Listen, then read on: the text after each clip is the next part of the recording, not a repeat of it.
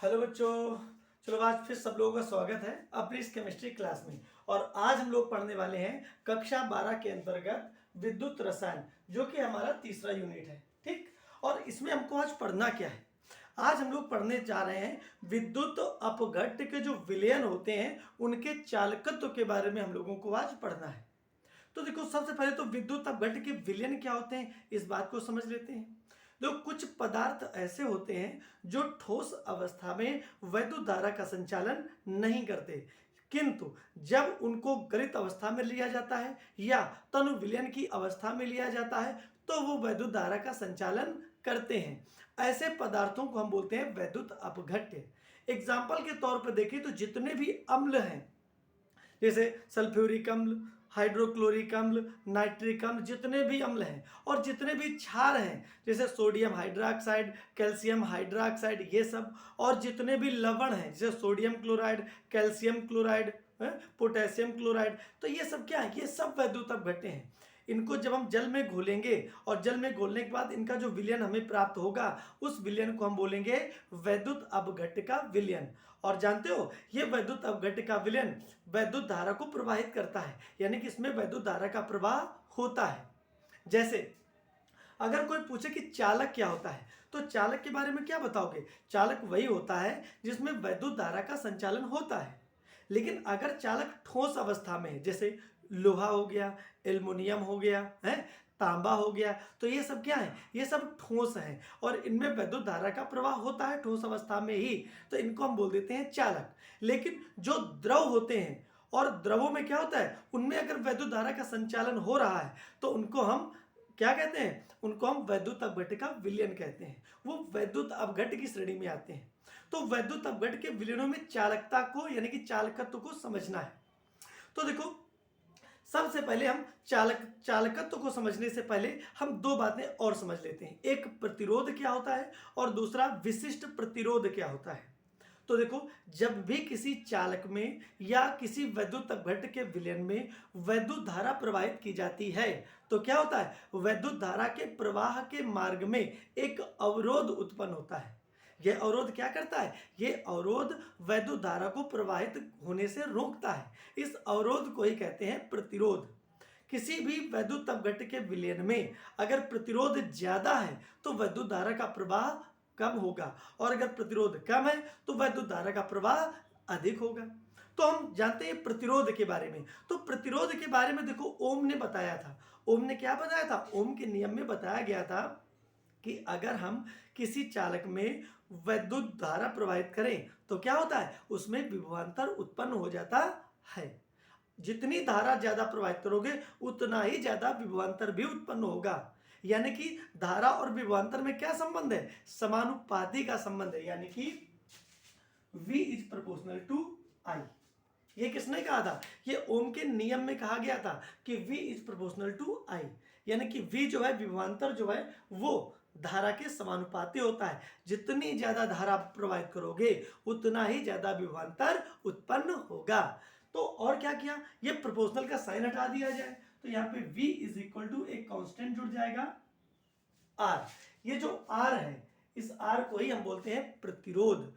किसका? वैद्युत अपघट्य का प्रतिरोध या चालक का प्रतिरोध। हम R इज इक्वल टू लिख सकते हैं, R is equal to V upon I, और R का मात्रक होता है ओम।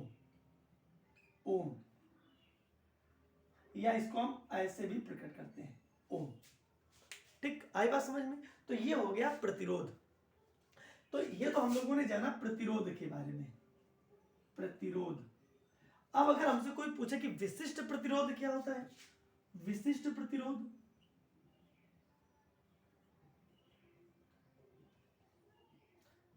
विशिष्ट प्रतिरोध क्या होता है तो हम क्या करेंगे? तो देखो, हम लोग एक चीज पता है। क्या पता है? ये देखो, विद्युत अपघटन एक सेल है। ये क्या है? विद्युत अपघटन सेल। इसमें एक इलेक्ट्रोड ये ले लेते हैं और दूसरा इलेक्ट्रोड ये ले लेते हैं और दोनों को बैटरी से किसी जोड़ देते हैं। तो ये तो हो गया इलेक्ट्रोड। इसमें भरा हुआ वैद्युत अपघट्य का विलयन। अब जब इसमें वैद्युत अपघट्य का, अब इसमें जब वैद्युत धारा प्रवाहित की जाएगी तो क्या होगा? इसमें भी प्रतिरोध तो उत्पन्न होगा ही, यानी कि प्रतिरोध जो है वो R ये उत्पन्न होगा ही। और ये प्रतिरोध किन बातों पर निर्भर करेगा? ये प्रतिरोध दो बातों पर निर्भर करेगा। कौन कौन सी दो बातें? एक तो इन दोनों इलेक्ट्रोडों के बीच की जो दूरी है यल, इस पर निर्भर करेगा, और दूसरे ये जो इलेक्ट्रोड है इसके अनुप्रस्थ परिच्छेद का जो क्षेत्रफल है यानी कि ए, इस पर निर्भर करेगा। इन दोनों इलेक्ट्रोडों के बीच की दूरी जितनी ज्यादा बढ़ेगी इनके मध्य प्रतिरोध भी यहां पे उतना ही ज्यादा उत्पन्न होगा, यानी कि R is proportional to L। जितनी दूरी बढ़ेगी उतना ही प्रतिरोध भी बढ़ेगा, दूरी कम होगी प्रतिरोध कम होगा। अब यहाँ पे दूसरी बात, ये जो यहाँ पे जो इलेक्ट्रोड है इसके अनुप्रस्थ परिच्छेद का जो क्षेत्रफल है, ये क्षेत्रफल जितना ज्यादा होगा प्रतिरोध उतना ही कम होगा। ये जितना क्षेत्रफल ज्यादा होगा इलेक्ट्रोड का प्रतिरोध उतना ही कम होगा, यानी कि क्षेत्रफल बढ़ेगा प्रतिरोध कम होगा, क्षेत्रफल कम होगा प्रतिरोध बढ़ेगा, यानी कि व्युत्क्रमानुपाती। तो हम यहाँ पे क्या लिख सकते हैं? यहाँ पे बटे में ए लिख सकते हैं, यानी कि R is proportional to L और R is proportional to 1/A। तो दोनों को एक साथ में लिखेंगे तो यही तो होगा, यही होगा ना। अब यहाँ पे प्रोपोर्शनल का साइन हटा दें तो क्या हो जाएगा? R इज इक्वल टू एक कांस्टेंट जोड़ देंगे, हमने रो जोड़ दिया, और L/A। तो यहाँ पे रो इज इक्वल टू क्या होगा? RA/L, यही तो होगा। तो ये जो रो है, ये रो क्या है? ये रो ही एक स्थिरांक है जिसको हम बोलते हैं विद्युत अपघट्ट के विलयन का विशिष्ट प्रतिरोध। तो ये रो क्या है? यही रो है विशिष्ट प्रतिरोध। ये अगर इसकी मात्रक की बात करें तो मात्रक क्या हो सकता है इसका? देखो R है ओम, R का मात्रक क्या होता है? ओम, और A क्षेत्रफल यानी कि मीटर, चलो इसको हिंदी में लिख लेते हैं, ओम इंटू मीटर स्क्वायर बटे L का मीटर, ये कैंसिल, तो ये क्या आ जाएगा? ये आ जाएगा ओम मीटर। ये विशिष्ट प्रतिरोध का मात्रक है। तो यहां तक कोई दिक्कत? तो हम देखो जान गए प्रतिरोध क्या होता है और हम लोग जान गए विशिष्ट प्रतिरोध क्या होता है। अब इनकी सहायता से अब हम लोग जानेंगे विद्युत अपघटनी विलयनों का चालकत्व। तो देखो हमने प्रतिरोध के बारे में जाना, विशिष्ट प्रतिरोध के बारे में जाना, इनके मात्रक के बारे में भी जाना। अब हम जानते हैं विद्युत अपघटनी विलयनों का चालकत्व क्या होता है। तो देखो चालकत्व का मतलब क्या होता है, अब इसको हम इरेज कर सकते हैं, इसको हम इरेज कर देते हैं ये, और यहाँ तक इसको इरेज करते हैं, इसको थोड़ी देर लिखा रहने दें, और यहाँ पे विशिष्ट प्रतिरोध, यहाँ पे इसको इरेज कर देते हैं। तो अब देखो यहाँ पे पहली बात, विद्युत अपघटनी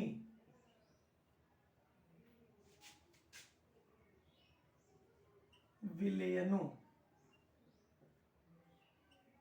का चालकत्व, यानी कि हम लोग चालकत्व क्या होता है इसके बारे में जानेंगे कि चालकत्व क्या होता है।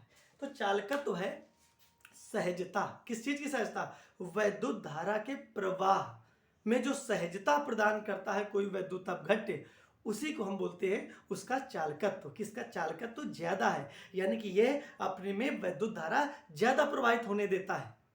अगर कोई भी वैद्युत अपघट्य का विलयन है, अगर वो वैद्युत धारा प्रवाहित करने पर क्या कर रहा है? सहयोग कर रहा है, सहजता प्रदान कर रहा है, तो उसके इस गुण को हम बोलेंगे चालकत्व।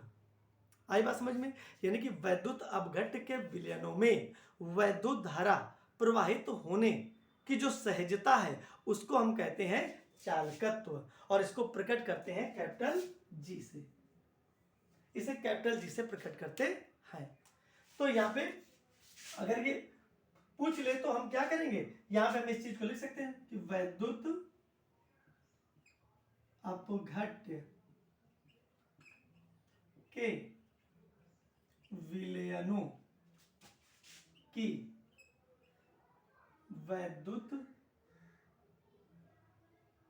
विलयनों में वैद्युत धारा प्रवाहित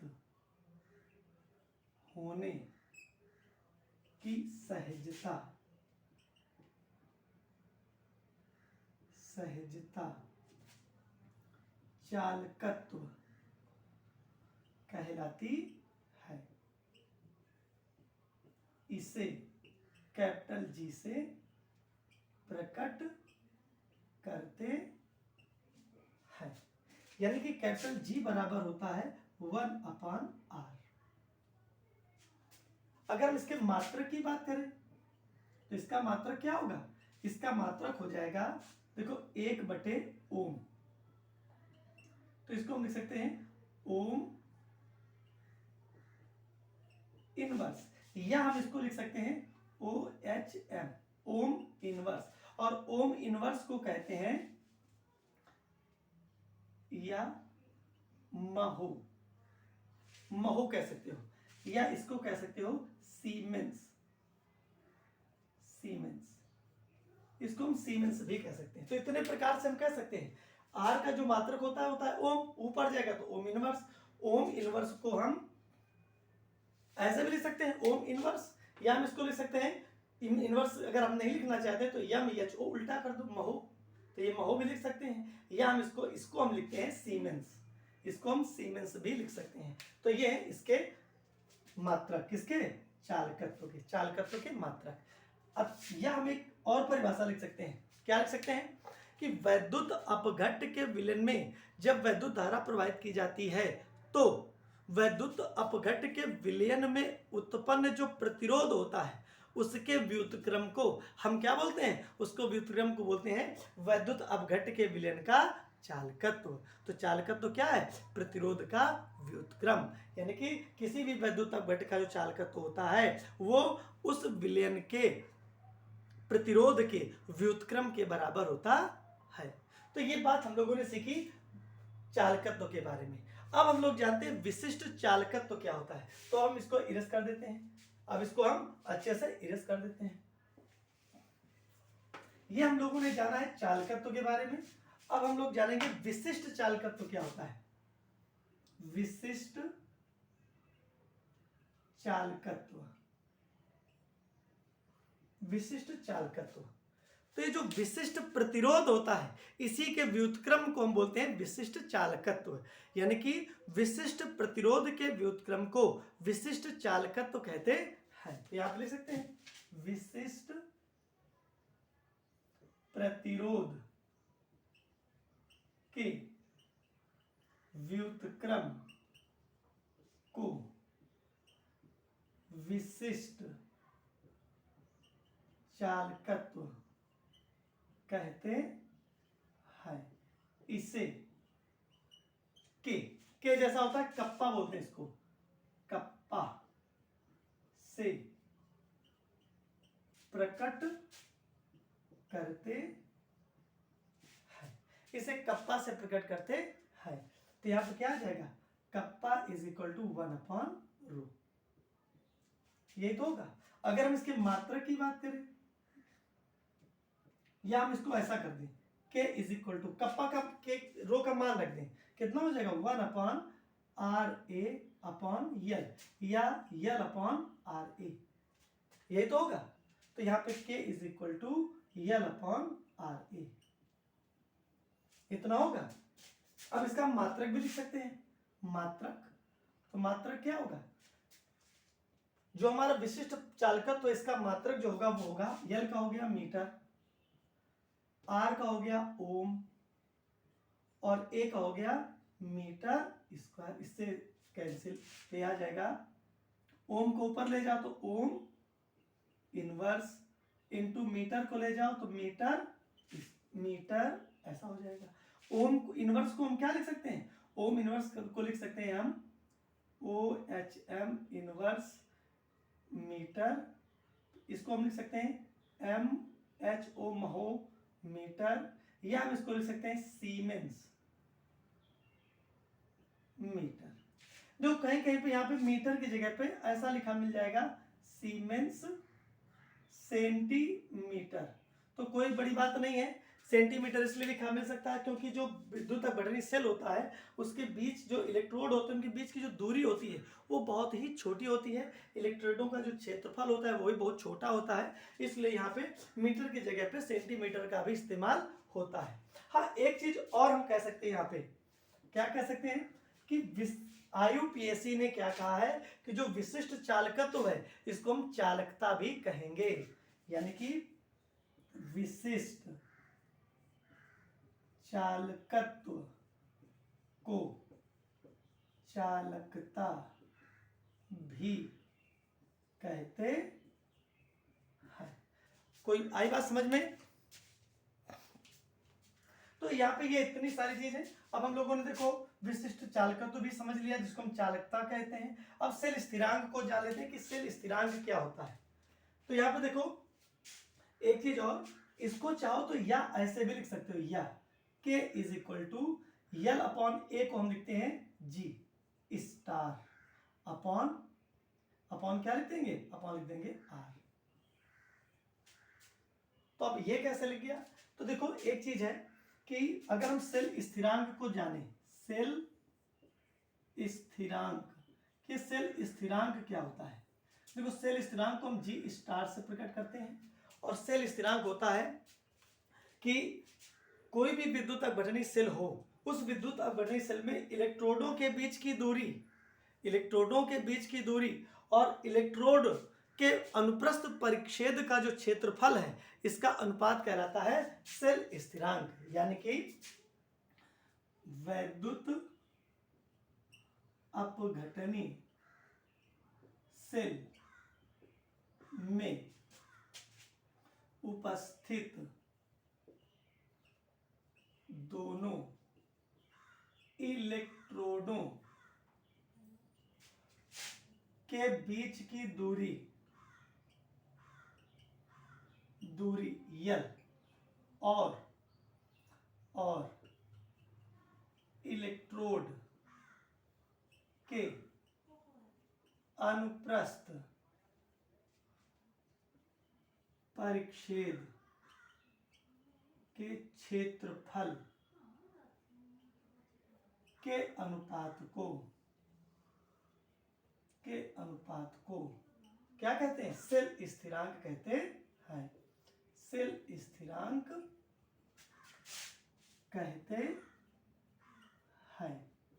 इसे जी स्टार से प्रकट करते हैं। सूत्र भी लिख सकते हो, जी स्टार बराबर क्या लिखोगे, यल अपॉन ए। आई बात समझ में? तो यही पे जो जी स्टार की जगह पे यल अपॉन ए, तो देखो यल अपॉन ए की जगह पे ये जी स्टार लिख दिया गया है, तो ये है तुम्हारा सेल स्थिरांक। तो आई बात समझ में? अब इसके बाद देखो और हम सीखते हैं मोलर चालकता क्या होती है, तो इसको एरेस्ट कर देते हैं। अब लोग हम समझते हैं मोलर चालकता।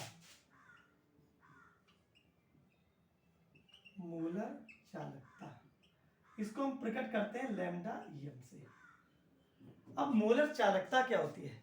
देखो मोलर चालकता होती है, कोई भी विलयन है, विद्युत अपघट्य का विलयन, तो विलयन के एक निश्चित आयतन ले लो, उस निश्चित आयतन में अगर विद्युत अपघट्य का 1 मोल उपस्थित हो तो उस 1 मोल द्वारा प्रदान किए गए आयनों के द्वारा जो चालकत्व उत्पन्न होता है वो कहलाता है उस विद्युत अपघट्य की मोलर चालकता।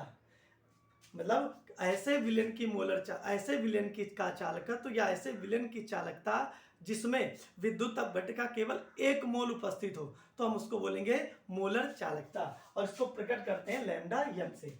यानी कि लैम्डा एम बराबर हम लिख सकते हैं सूत्र 1000 बटे मोलरता। फिर इसके बाद में आता है तुल्यांकी चालकता। ये तुल्यांकी चालकता क्या होती है? इसको लैम्डा EQ से प्रकट करते हैं। तो देखो ये क्या होता है, अगर कोई भी विद्युत अपघट्य का विलयन है उसमें क्या हो, विद्युत अपघट्य का कितना 1 ग्राम तुल्यांक उपस्थित हो। अगर कोई विलयन हो उसमें क्या हो, विद्युत अपघट्ट का कोई भी निश्चित विलयन हो निश्चित आयतन में, किसी विद्युत अपघट्ट के विलयन के निश्चित आयतन में अगर विद्युत अपघट्ट का 1 ग्राम तुल्यांक उपस्थित हो तो उस विद्युत अपघट्ट की जो चालकता होगी उसको हम बोलेंगे तुल्यांकी चालकता, और इसको प्रकट करेंगे लैम्डा EQ से। और लैम्डा EQ क्या होगा, लैम्डा EQ बराबर होगा 1000 बटे ये नॉर्मलता, ऐसे। तो क्या होगा 1000 बटे नॉर्मलता। अब हम क्या कर सकते हैं, अब हम एक काम और कर सकते हैं, यानी कि लैम्डा यम व लैम्डा EQ में संबंध निकाल सकते हैं। क्या निकाल सकते हैं, इनके बीच में संबंध क्या होता है। तो सिंपल सी बात है, देखो इसको लिख सकते हैं लैम्डा यम इज इक्वल टू